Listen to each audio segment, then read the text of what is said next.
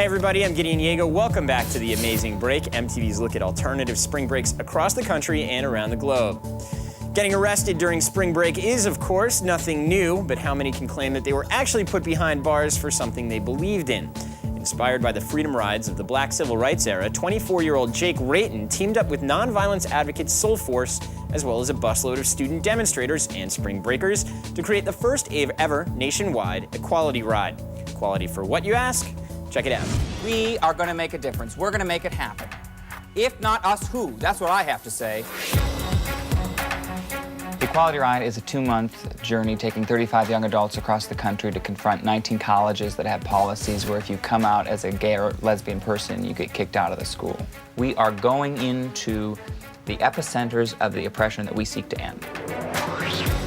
Sick, converted, going to hell. After 3 days of nonviolence resistance training in Washington, D.C., 24-year-old Jake Reitan and his Equality Riders headed off to Virginia's Liberty University, the first stop on a 51-day tour of Christian and military colleges that ban the enrollment of gay and lesbian students.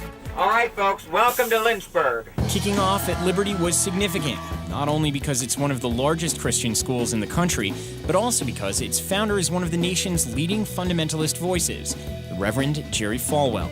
For us to come to his school, I think it's going to be a very strong way to start. We're intended upon spending the day with Liberty University students. We're going to give a speech about gay and lesbian equality. If we can move Jerry Falwell, we can move anybody.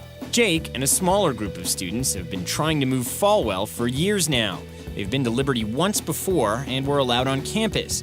This year, however, things are a bit different.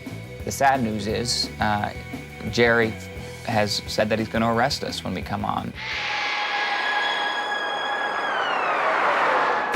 And what would Jesus do in this instance? Would he welcome us onto campus? Would he love gay and lesbian people? I think if you read the Gospels, it's pretty clear what he would do. We are not going to allow anybody to come on campus to do any demonstrations. And if you do not comply, you will be placed under arrest and charged with trespassing. We're not choosing to get arrested. If they make that choice, it shows that Jerry is closed off to our viewpoint, and that's a sad reality. We come to Liberty University today seeking to foster understanding. If you proceed any further and do not retreat, we will be forced to place you under arrest for trespassing and inciting others to trespass. Today it is gay and lesbian people who are the other, the outcasts of the church. We must learn from the church and end religion-based discrimination. Placing you under arrest for trespassing. And as far as I get into that text, before they arrest me, the next person is going to come up and continue where I left off. When they do that, we are confident that they will understand why hating the sin. And as far as she or he gets, the next person is going to come up, and the next person, and we're going to finish that speech. We come to Liberty University to foster understanding that the needs of the individual matter. You can learn from history. You need to step back. If you refuse to leave, you will be placed under arrest. Is this worth 6 months in jail, ma'am? I got arrested because I know that there are gay and lesbian students at Liberty University who need to hear that God loves them exactly as they are.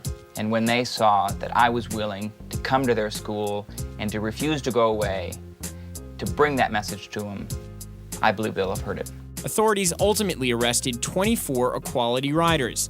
They were arraigned and released within a few hours, though they'll have to return for an April court date. It was definitely worth it because we made a stand. Like, we're starting something really big here, and I feel like that's really important. To me, spring break is a time to take a break, and it's also a time to do something that you love, and activism is something that I'm really passionate about. I will definitely remember the spring break for the rest of my life, and I will be able to tell my kids about it and encourage them to go out and do civil disobedience on their spring breaks. This day is a tremendous success because young adults came forward and said, no more.